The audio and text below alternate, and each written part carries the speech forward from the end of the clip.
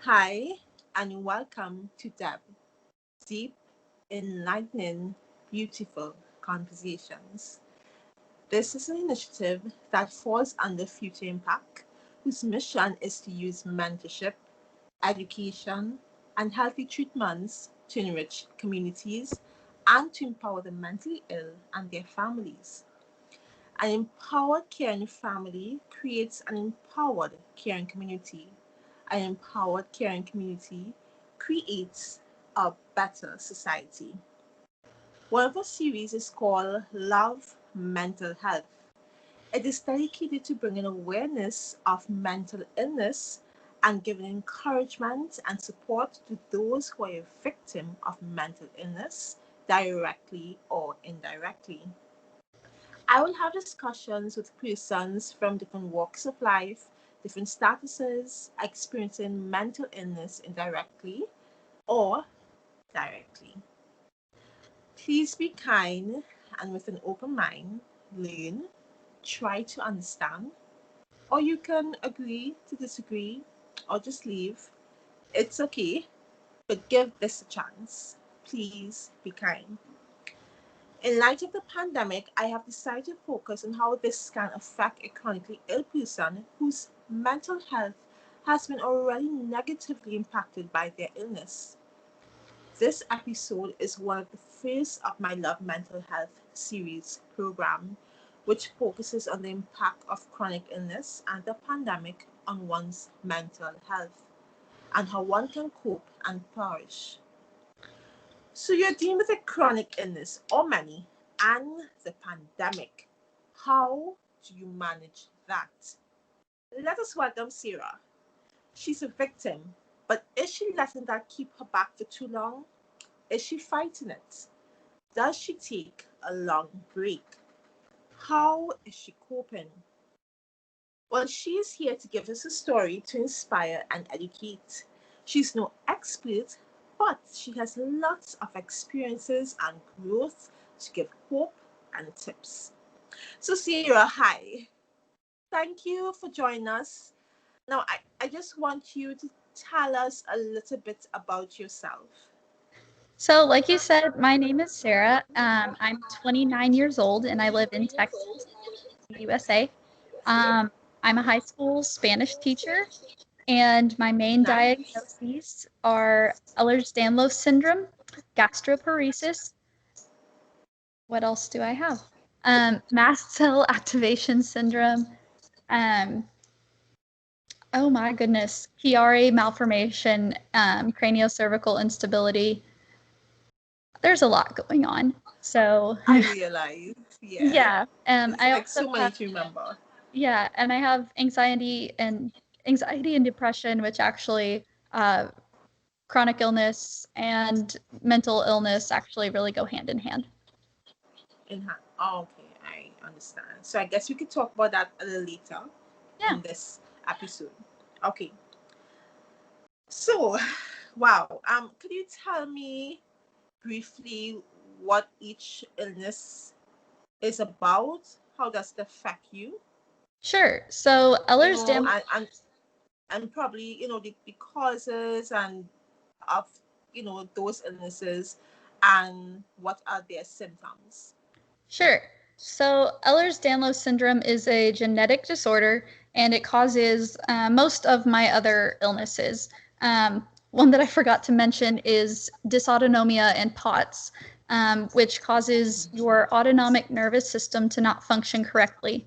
So Ehlers-Danlos syndrome is your body does not create collagen correctly, and collagen is kind of the glue that holds all of your connective tissues together. So your ligaments, your muscles, your tendons, everything that holds your bones and joints in place. So it's really easy to dislocate um, your joints and to be really kind of floppy. So it affects every part of your body, from your bones and joints to your internal organs. Um, POTS makes it very difficult to regulate your heart rate, your blood pressure. Dysautonomia, which POTS is a part of, makes it hard to regulate your body temperature, So being in extreme temperatures, the heat or the cold can be very, very tough on you. Um, let me see where else. Chiari malformation. It's actually a part of your brain is basically too big for your skull. And craniocervical instability. My neck is not able to hold up my head correctly. So those two I'm actually having surgery for very soon. And are they just as two chronic illnesses you're talking about, right? Just two? That's so far that's 4 that I've talked about. Okay. And the one No, that's I'm so you're sorry, saying POTS is caused by what exactly? POTS is part of dysautonomia. So dys meaning Oh, okay. not Okay. working correctly, and autonomia is referring to your body's autonomic nervous system. So your body's autonomic nervous system controls everything from the way your heart beats to how your blood pressure is regulated to how your temperature is regulated. So, if that's not working correctly, then a whole bunch of other problems are caused. Wow. So yeah. There's a lot. I mean, how do you even manage to live a normal life? Well, Okay. you just So, kind okay, of before we do. go into that, let's define what chronic illness is. So a chronic illness is an illness that is long-term or lifelong. Um, Right. there are 2 types of illnesses if we want to really make it super broad. You have chronic illness and you have acute illness. An acute illness is something that is short term, such as a cold or the flu. And then you have a long term or chronic illness, which is something that isn't going to go away or may not go away anytime soon. So that Right. leaves you with a lot of the illnesses that I have, which I listed earlier on. Okay. Right. So I'm just trying to understand each illness, and it's overwhelming just by hearing it. So imagine experiencing it. It is Interesting. overwhelming. What were the signs or symptoms that triggered huge concern about your health, and at what age were you? So when I was really young, probably 8 or 9, I was dislocating joints. Okay. And I was having pain in my hips and my back. And we went to my pediatrician, and he said that there was nothing wrong. It was just growing pains. So we brushed that off for a long time, and we just kind of, chalked it up to growing pains. But things kept happening, and we didn't have an answer for it. So Okay. we never got an answer for that until I was much older. Um, then, so that's happening. The same time, around the same age, I was having episodes where I would pass out, or I would get really dizzy from standing up, or I would just kind of feel really faint, and nobody knew why. I would also have issues with my heart fluttering or feeling like it wasn't beating right. And I went to 3 or 4 different cardiologists, and they all told me that I had syncope, or different types of syncope, which is just basically a fancy word for passing out. But we could never figure out why. And I was on different types of heart monitors, and nothing ever showed anything really abnormal, but that was the extent of the testing. So So nobody, you're going to. Hmm. so, Go ahead. so Sorry. it went to all of these doctors. I went through so much different testing, and nobody ever knew anything. And then at the same time, I'd been having headaches at the back of my head and my neck Okay. for, since I was like 5 or 6. And we went to At so five many. years. Yes. So I remember waking up one day with a headache, and I remember my mom and my dad were outside, like, doing yard work. And so I walked Uh outside and was huh. like, Mom, I have a headache. And she gave me Tylenol, and it never went away. And to this day, I still have that headache. 24 years And later, I still so have that headache. you went to the doctor for that. I did. And what And I they saw told you? they just said it was a headache. They just said we've That's it. tried. So, Yeah, so so we've you've been going to doctors upon doctors and yes, still no sort of we progress, we nothing. have It was just tried like, everything. All of the migraine medicine available, like Botox injections, nerve blocks. I've had nerve oh, I forget what it's called. I had a spinal tap done. I think on my brain alone, I've had almost 40 MRIs done in the past 20 years. Um, it's ridiculous. I've was had so many different tests done. so Um, many questions I have. right? It's like I don't even know where to start, And right? I've seen, I think 17 different, 17 or 18 different neurologists and neurosurgeons who all told me that it was nothing. It was just, I just had chronic headaches and migraines, and that was it. And you didn't know anybody else who's going through anything similar, or at least had one or at least two of the symptoms that you had. No one you can relate to. No. No one. So, So you were just alone. yes. How did you make out in school? So when I was in elementary school, it was really tough because I was always the girl on crutches. I was always the girl in a cast. I Okay. was always the girl broken, and people made fun of me constantly. So it was really, really tough. And I was, I didn't know it at the time, but I was very depressed, like in Okay. elementary school, um, because people always made fun of me. I was very bullied, in elementary school. And then moving into middle school, I had to give up the one thing that I loved more than anything, which was dancing, because I was constantly in a cast or something, so it didn't. Right. I couldn't do that And anymore. it's like your ankles would twist. What happened Yes, to them? Right. Okay. so that didn't work. So then I started cheerleading, which I don't know how that worked any better, but How did that happen? I How were don't you able to know. survive? I had But braces one on thing I like, everything. one thing I like is that oh, one thing I like is that no matter you went through these things, you still tried Yes. different activities. You still try to be active. Oh my gosh. In seventh grade, I remember doing everything. So I played volleyball. I was in cheerleading. I did everything. And then there were times where I would have to go to a doctor's appointment during the day, and my grandma would be driving me back as fast as she could so I could make it to practice after school. It was, oh my God. Okay, so you had a good support system, right? Shout out to my grandma. But Yeah. yeah, for and real. and that I guess truly helped you cope with what you're going through, cope with Yes. the many disappointments and the bullying and Oh my feeling all God. alone and confused. Because Oh, I'm sure you felt like that. Like, what is going on with me? I Why am I feeling remember like this? I think I was in third grade, and third grade was really a breaking point for me because I went to at least 3 doctor appointments that year where they were telling me, like, you're making this up. You just want attention.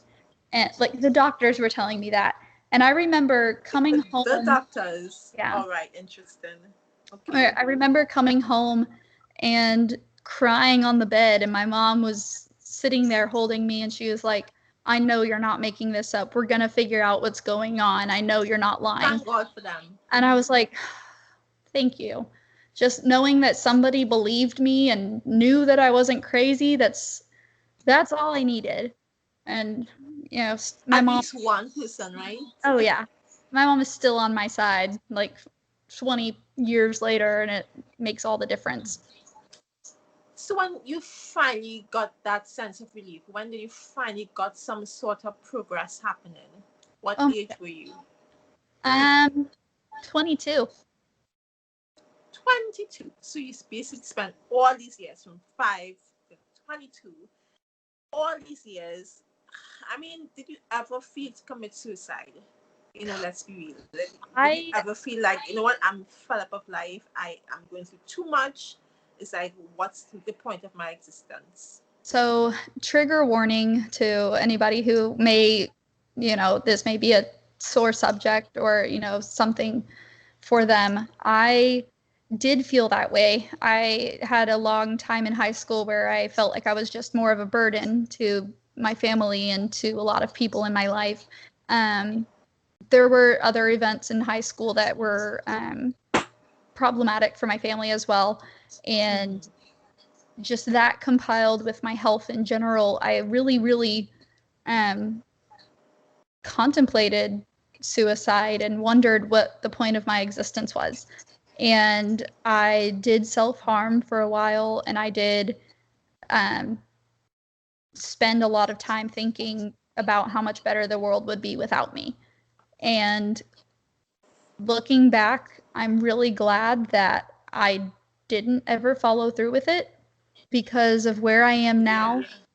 If I could go back and talk to 16-year-old Sarah and tell her, times are tough and they will get tougher, but you are gonna come through this.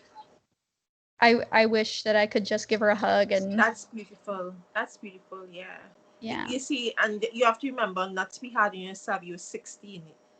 There was so much going on with you at just 16 years. As a matter of fact, just 5 years, getting headaches constantly. You're going through a lot. But, I'm so happy to hear you had that support system going for you. Yeah. How were you able to learn and or study or do your schoolwork? How were you able to truly function in school? I know you got bullied and everything, but did it affect your work? It did. Honestly, I don't know. I really don't. So I was in music, and that was one of the things that I kept coming back to. I played cello, and I have played cello since I was Yay, I love that. I know.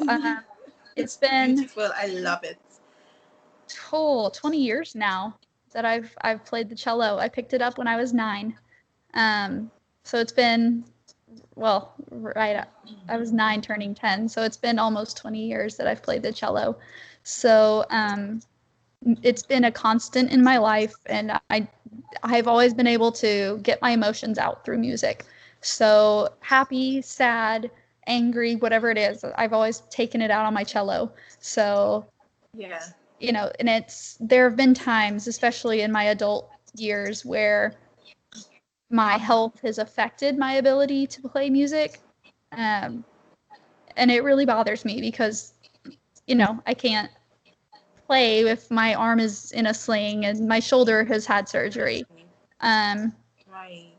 But it's being able to just take out my cello and lose myself in my music completely is something that's always been there for me. Okay. So in high school, my orchestra director was always the person that I would go bother with my problem. And he was oh my goodness, he was as Texan as you can get. If you imagine somebody from Texas with land and cattle in their backyard and the big mustache and a cowboy and a vest, that was him.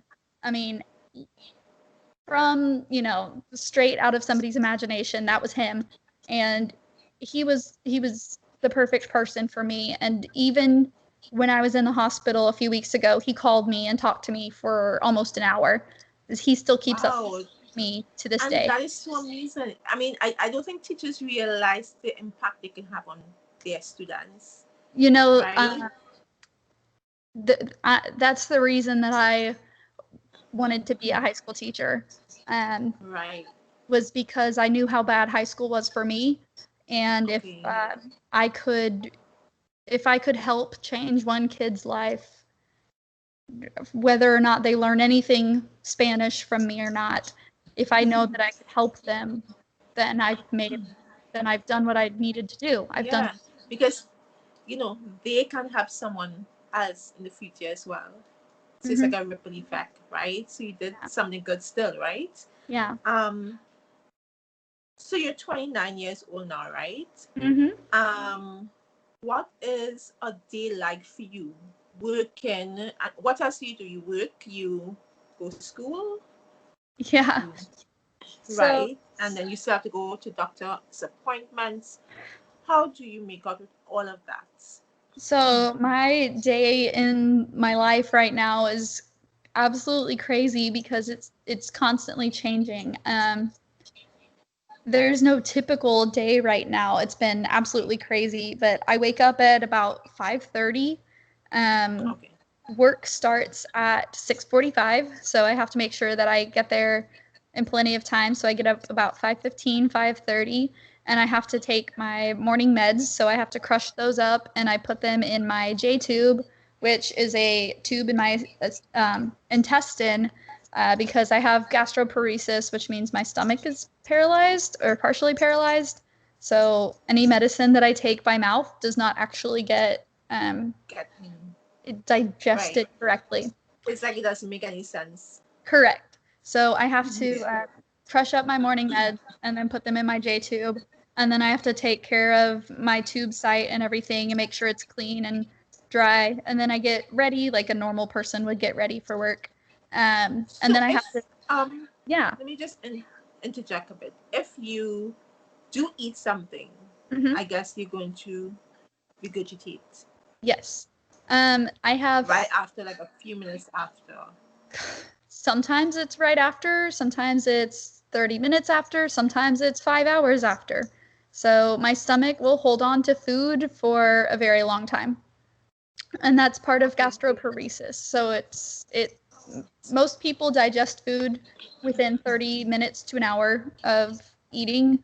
My stomach will hold on to food for hours and hours. Wow. Yeah. Uh, So experiencing these struggles definitely. Oh, right. You're supposed to go back to your day. yeah, Sorry. my day. Right. So after I get So ready to after go you to work, crush those meds. yeah, I get dressed, obviously. I get ready, and then I have to set up my feeds. So I have this. I have my feed bag. So it's like this. I put all of my feed in here. So I'm always on the go or snacking on the go. And then I have a little pump that feeds me. My students call the backpack that holds my food, they call it my snack pack. So they're all aware of what's going on and it's cute. So they like to feel involved. So Oh, I set that. nice. So they're like supportive. They don't Oh, try to make fun of you or anything totally. like that. No, none Okay. of the kids make Okay. fun of me. They're like, Miss, how's your snack pack going today? Are you eating right now? It's super cute. Um, so I set up my feeds and then I make sure that I have my afternoon meds with me and everything. And then I get to work. And then during the day, I have to make sure that I take my meds every few hours that I have to take. And those, while I'm at school, I have to just take them by mouth and make sure that they work correctly. Hope that they work correctly. And then I have to flush my J tube every 4 hours to make sure that it doesn't get clogged. So during lunch break, I have to go and flush my tube, and then right after school, I have to go and flush my tube. Um, I have a cup of water and I just flush water through it with a syringe. So it's not hard, it's not painful, but Okay. sometimes Okay. my intestines make like burbly noise. Oh my gosh. So it's kind of But funny. have you ever forgotten to flush your Yes. tube by chance? Um, I forget, or sometimes I just get so busy and it, you know, I feel like everybody with a tube has gotten that way. And it just kind of is like, it gets a little harder to flush, but there are ways to get around it. So, like, if you try and flush Coke through it or Sprite through it, then the bubbles will break it up. But you don't really want to do that because that's not the best thing to put through your tube. Um, and then Yeah. usually when I get home from work, I have to lay down on the couch because I am exhausted. And usually by that time, like my heart rate is like at 150 or higher. Um, Okay. and I just have to lay down and then, I want to take my neck brace off because that's usually a thing I have on all the time. Um, except for right So now because I'm painting it. yeah. So you have to have that on basically right through. Yes. You're So not supposed to take it off. I'm not supposed to, but like I said, I'm painting my new neck brace that I got today.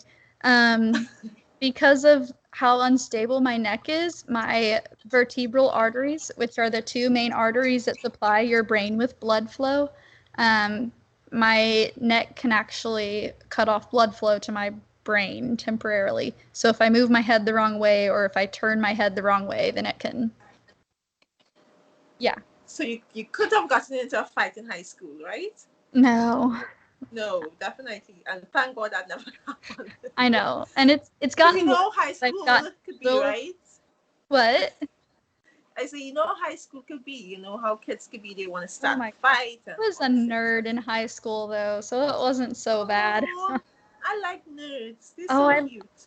I loved learning and science, so Okay, so I guess I mean when so you come from work, you're exhausted, but then you have to study, not so?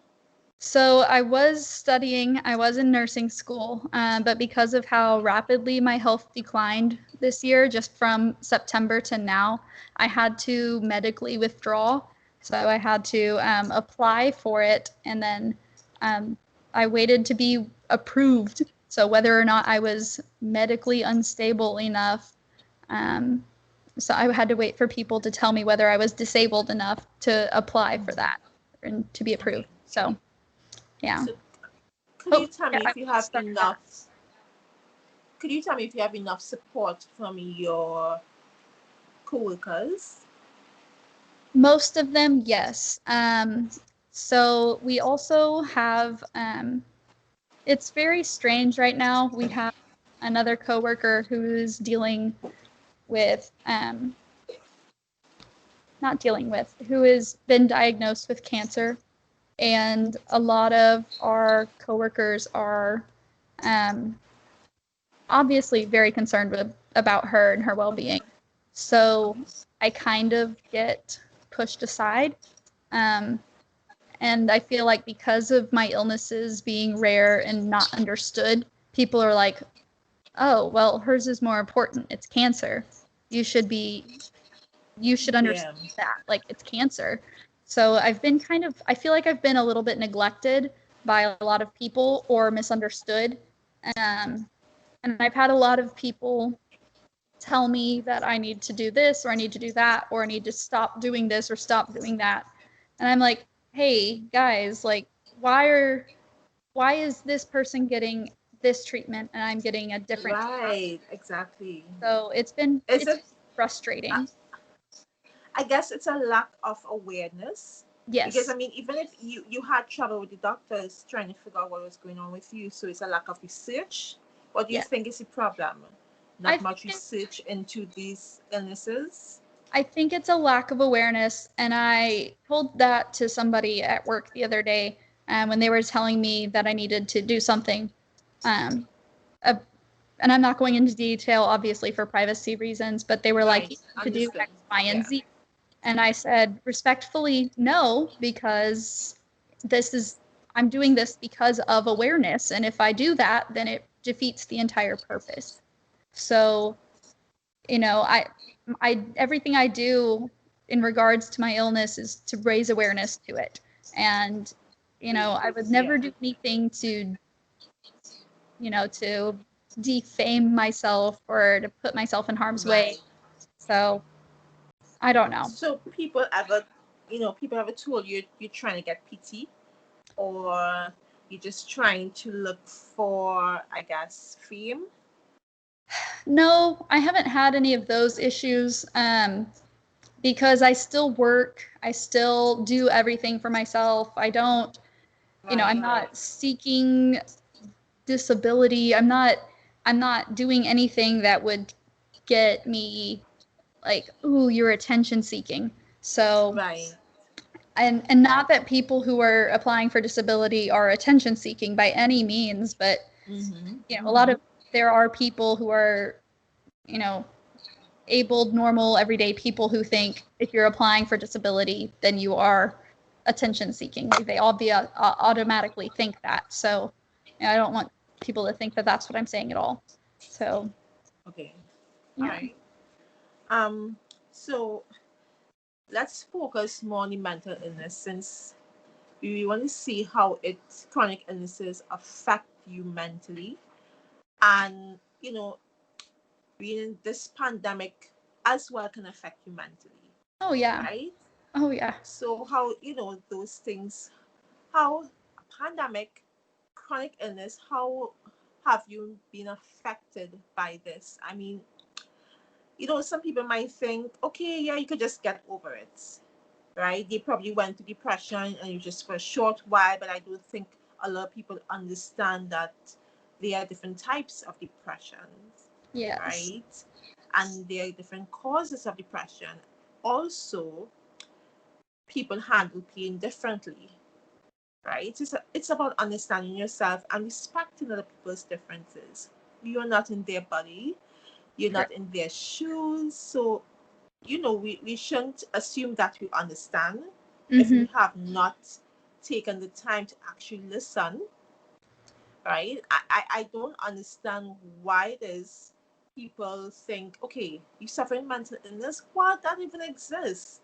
Just in your mind. I mean, yes, in the mind, but it's more than that. I mean, Mm-hmm. are you a scientist? Are you a doctor? Why do you think it's just in your mind? That's it, Yeah. right? Why is that we pay so much attention to physical illnesses and not that, and even cancer, right? I believe, as you said before, it's a lack of awareness, Yes. and it's something that we should do. We should, because I also have chronic illnesses, Mm-hmm. right? Not as much as you, not I don't have so many, right? So I guess that's why I understand so much, because Mm-hmm. I experience it often. I'm always sick, right? And it's a struggle. Yes. So that's why I want to do this program, because I Mm-hmm. really want to bring awareness. Yeah. Persons understand how painful it can be every day, and there are people who actually try. There are people who actually push themselves, right? And Yeah. we don't know what's going on in their mind. How they're fighting in their mind. You also have to fight in your mind, Oh yeah. right? It's a You daily also have to try to be battle. positive. It's a daily battle. Yes, exactly. So, what are the symptoms of your depression and anxiety? Because I know different people, different symptoms, I guess, right? Yeah. So, what are your symptoms? I don't know if anybody's ever actually asked me my symptoms of my depression and anxiety.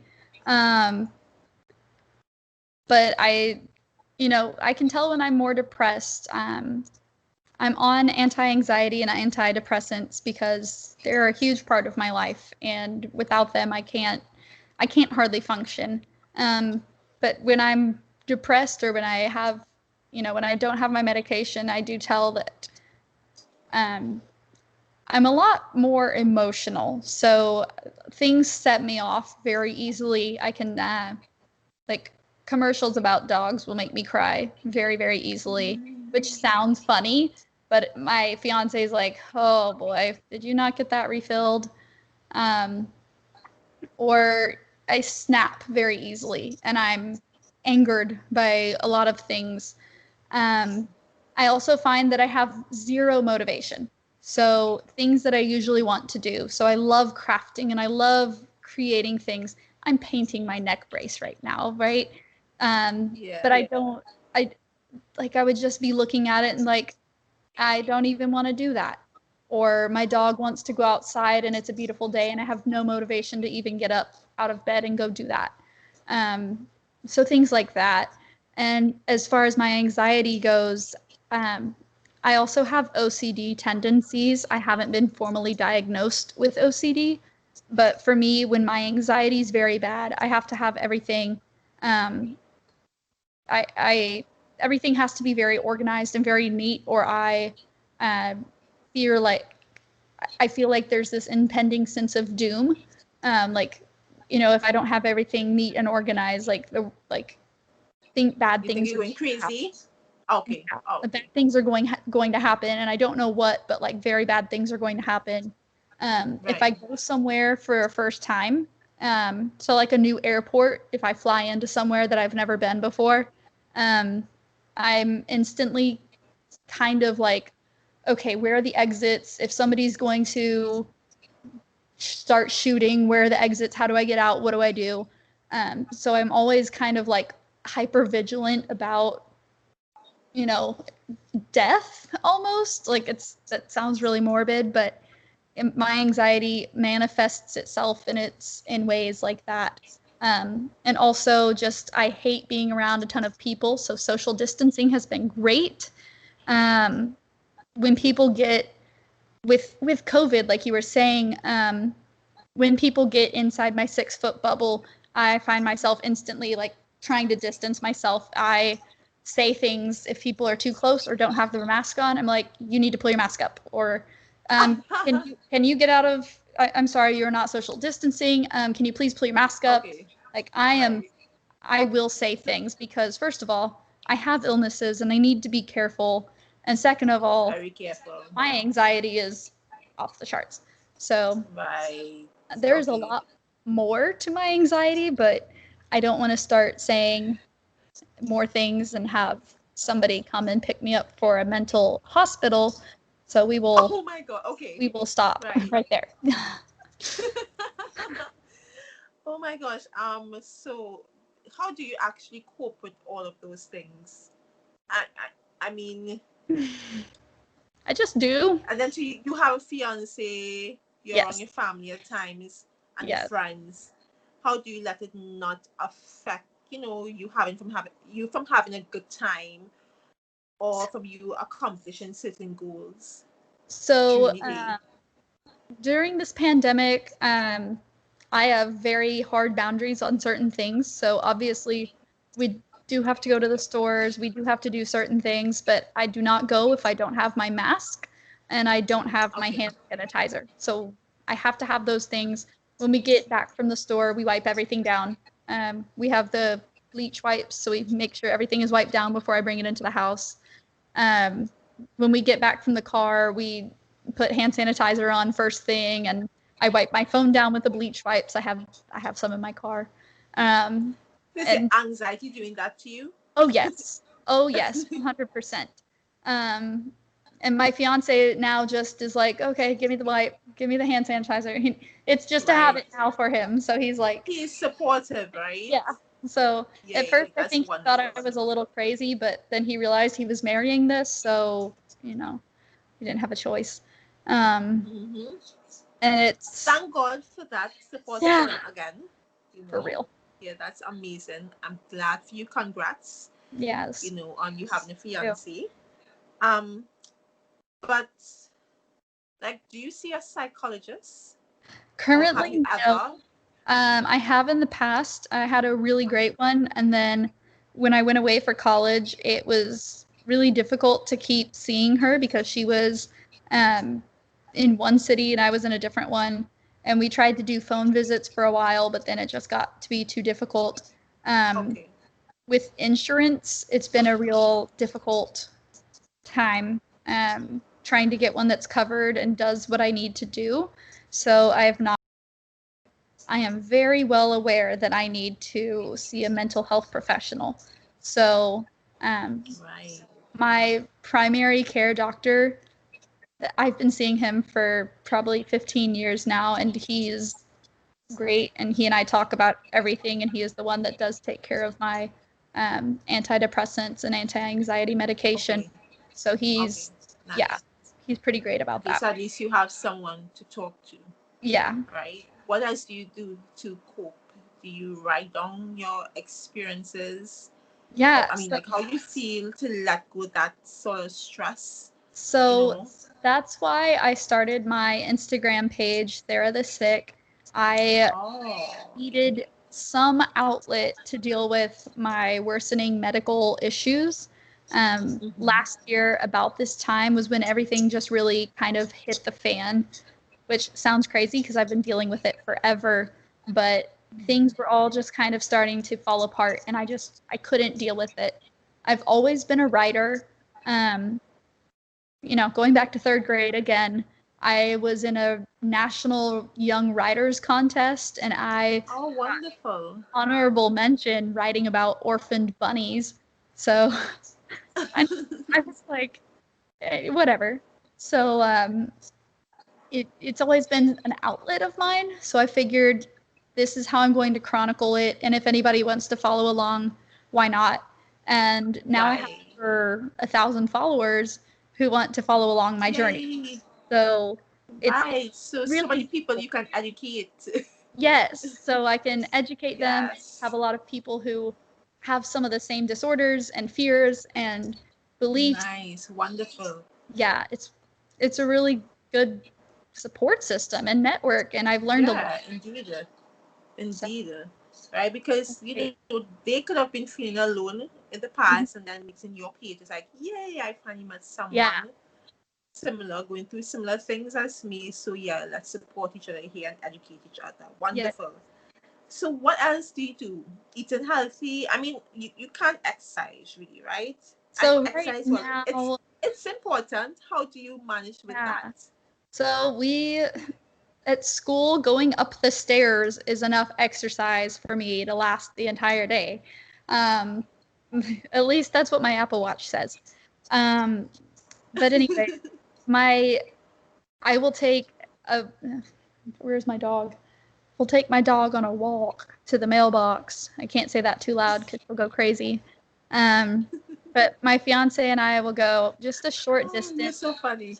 to the end of the Uh-huh. street, and then we'll come right back. And that's, my dog's an old little girl, and she loves a little short walk. So we'll go, and then we'll come right back, and we get the mail, and that's That's the plenty. workout. Yeah. Right. So I It's used to do yoga. I've been a yogi for a few years now. okay. Um, I have a yoga Wow. shirt on right now, but we're hoping that after my neck surgery, um, that'll stabilize me some, and that I'll be able to start getting back into next to yoga. And then after my pot stabilizes, just hopefully one thing starts stabilizing, and then the rest will fall into place. Um, so that's Okay. what we're hoping. So, like some like autoimmune diseases, they may have triggers. So any of your illnesses, do they have triggers like eating something unhealthy or the weather or something? I think before you said that, if it's too hot or too cold, that can affect you as well. Yes. Right. So with my body, we've come to find out that changes in barometric pressure, so like when a new weather system comes through, I feel it in my joints. I just feel like I'm 90. Okay. My migraines seem to be triggered by that as well, but not all the Okay. time. Um, eating, eating pretty much anything will set off my stomach. Okay. Nausea, vomiting, just pain, just really awful pain. Um, bagels, oddly enough, seem to be the only thing that I can eat right now that don't make me terribly awful. Just Okay. bagels. Okay. So, you It's know, triggers. So, I mean, when you experience those things, you automatically become depressed and anxious.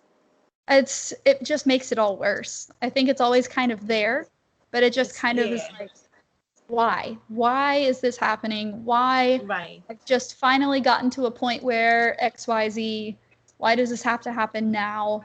Or like, I've been looking forward to this, why does it have to happen now? And it's never convenient. Okay. Wow.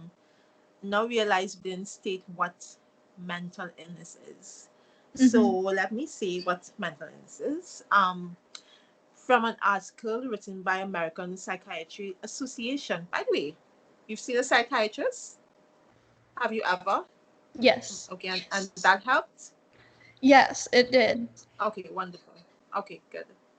I want to talk about now. There are certain people they may think seeing a psychiatrist is bad, and I really want to delve into that and to understand their perspective and to understand a different person's perspective, right, from their experience. Okay, so another time for that.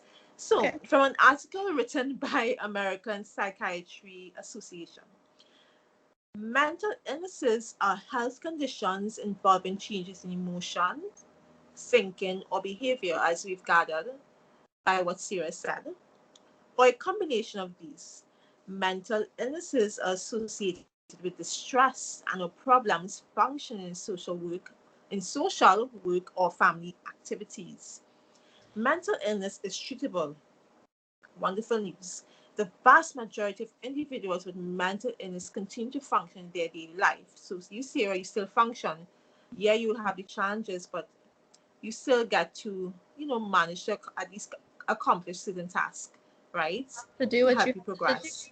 do. Yeah, right? And there's a lot of strength there. So, you have to pat yourself on the shoulder and say, yay, Sarah, you got this, or you did this. I'm so proud of you, right? Okay. Right. So mental illness refers to different mental disorders, health conditions involving significant changes in thinking, emotional behavior, as said earlier, the stress or problems functioning in social work or family activities. Many people who have a mental illness do not want to talk about it. I don't know if you ever experienced that. You're afraid because of what people may think of you, like Yeah. you're crazy, right?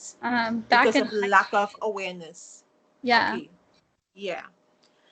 But mental illness is nothing to be ashamed of. It's like saying, oh, I'm ashamed of having cancer. You shouldn't be ashamed of being sick, right? At the end of the day, we all have different health issues we may suffer with, maybe long term or short term. If you're always ashamed of it, then how can we truly progress, right? Mm-hmm. It's a medical condition just like heart disease or diabetes. And mental health conditions are treatable. We are continually expanding our understanding of how the human brain works. And treatments are available to help people successfully manage mental health conditions. So there's hope, right? And they're continually Mm-hmm. researching, okay, and improving their treatments. Yes. Mental illness does not discriminate. It can affect anyone regardless of your age, gender, geography, income, whoever you are. It can affect anyone. While mental illness can occur at any age, three-fourths of all mental illness begins by age 24. Now, I think, well, that's three-fourths, right? But I have been suffering depression from since primary school, right? An early age. Like Yeah. about, let's say, 8 years, I believe. Eight, Yeah. not even eight, like 5 years. Oh, 5 years, yeah, 5 years. I didn't understand what was going on with me, but all I know, I'm always sad. But why? What is going on? yeah. I couldn't figure it out, right? Until eventually, after being educated. Mental illnesses take many forms. Some are mild and only interfere in limited ways with daily life, such as certain phobias, which is abnormal fears, sorry. Other mental health conditions are so severe that a person may need care in a hospital. Opposite to mental illness is drum roll. Okay, why did I do drum roll? Opposite to mental illness is mental health. I believe a lot of people know that. That's how I was singing drum roll. Okay. It made sense to Anywho, so right. So mental health involves effective functioning in daily activities, resulting in productive activities, healthy relationships, ability to adapt to change and cope with adversity. Mental health is a foundation for emotions, thinking, communication, learning, resilience, and self-esteem. So much less if you're mentally ill, all of that is being affected. Your self-esteem, all hmm of that, your overall health, because mental health can affect you physically, and that's what people don't realize, and not just the Yes. mind, right? Yes. Mental health is also key to relationships, personal and emotional well-being, and contributing to community or society, right? So I don't know if you have anything to add relating to mental illness before I Um, recap. just a few things. So, like you were saying, how people are kind of embarrassed sometimes about mental health. I think now, um, I remember when I was in high school, so, you know, 10, 12 years ago, um, Mm-hmm. there was a huge stigma around mental health. Like if you were depressed, you were crazy, or if you had anxiety, you were crazy, and nobody talked about it ever. Like it was not something that was talked about. You saw the Prozac commercials on TV, and you saw, well, at least in the States, you did. You saw those commercials on TV, and it was always like a very sad little character. But that's all that was ever portrayed. So Mm. feeling these things on the inside. I didn't even talk to my best friend about it. You know, here's a trigger warning for anything, depression and suicide thoughts. She found cut marks on my arms, and she was like, "What is this? What are you doing?" And she didn't talk to me for a week after that. And Oh. yeah, so I lost. We eventually started talking again, but that was something that she was very religious, and you didn't do that. If you believed in God, then you weren't depressed. Yes. So Yes. it I've heard that. religion and depression weren't a thing that could happen either. But I'm a Right. Christian. That's not why can't I believe in God and be I depressed too? So Right. So let's say you want to be depressed. Now let's say I want to be like, who wants to be no, depressed? Who wants to be sad? I don't I wake don't up want to in be the sad. morning and think, you know what? I'm going to be depressed today. Or you know what? I'm going to walk through the Exactly. doors of work and decide to have a panic attack in front of my students. You don't ever do Right. Exactly. It's really a lack of awareness and yes. communicating and listening. A lot of people, they have that problem listening to understand instead of listening to respond. Yeah. Right. So I think that's a problem that is global Yes. communication. Right. And that's something Okay. sorry, my cat did something stupid. And Your that's cat is something I missing you. teach my students. I may be a Spanish teacher, but I feel like I teach a lot of life lessons, and that's something that I teach my Wonderful. students is that when you are listening to somebody, are you thinking about what you're going to say, or are you thinking about what they're actually saying? And a lot of them have to stop and be like, they don't know because they're usually like, and I'm Right. like, you're not listening. Uh-huh. This person is saying something. What are they actually saying? And I think a lot of Right. people, there are a lot of misconceptions in general about what people are saying and what people are thinking because nobody takes the time to listen. And I think it's that way with Uh-huh. mental illness as well, is that everybody has their already formed thoughts about what it is, and nobody Right. takes the time Uh-huh. to listen. Hmm. And I try to understand, even if you don't experience it and you assume. I mean, why assume? You have not experienced it. Yeah. That's the thing. Why assume? And my Right? my So something that fiance is people, not. Yeah, my fiance has even not me, experienced. sometimes I try. Yeah, sometimes I try when someone is experiencing something that is different from me. I try all the time to remind myself, Gabby, you don't know what you're going through. You know, because Yeah. sometimes we can. I don't know why. If it's just us being human, Mhm. right? So I always try to remind myself, like, Gabby, just imagine what you went through, where people were so critical of you and thinking, okay, you are just it's just a man, and you're just doing this for time. No, I don't want attention. It's not why. That's not the reason why. I don't Yeah. care to receive pity. I care to be understood, Yeah. right? I just want you to understand what I'm saying, Mhm. right? Just to listen, okay? Right. What advice would you give to someone who is suffering with mental illness? I think to somebody with mental illness or chronic illness or any illness, really, um, write down what you're feeling. For me, at least, that's always been the biggest thing: is write down what you're feeling. Um, if you do something that makes you feel a certain way, write it down. If you eat something that makes you feel bad, Right. write it down. Um, Good. if you want to take it a step further and if you want to blog about what you're doing, write it down because there's always going to be somebody that wants to follow along in your journey. And I guarantee you there is somebody Mm-hmm. else who is feeling the same way that you are or similar Mm-hmm. way. And by reading what you write, you're going to make them feel better about themselves, or you're going to make them feel less Yes. alone, Yeah. or you're going to remind them that, you know what, I can do this. That person's doing it. I can do it too. And I know for me, that's been the case. I've seen other people in the fight, and I've just been like, you know what, that person is handling that with such grace, and I know I can do it too. So Mm-hmm. Mm-hmm. Good. start That's small. wonderful. Just That's start that's small. beautiful.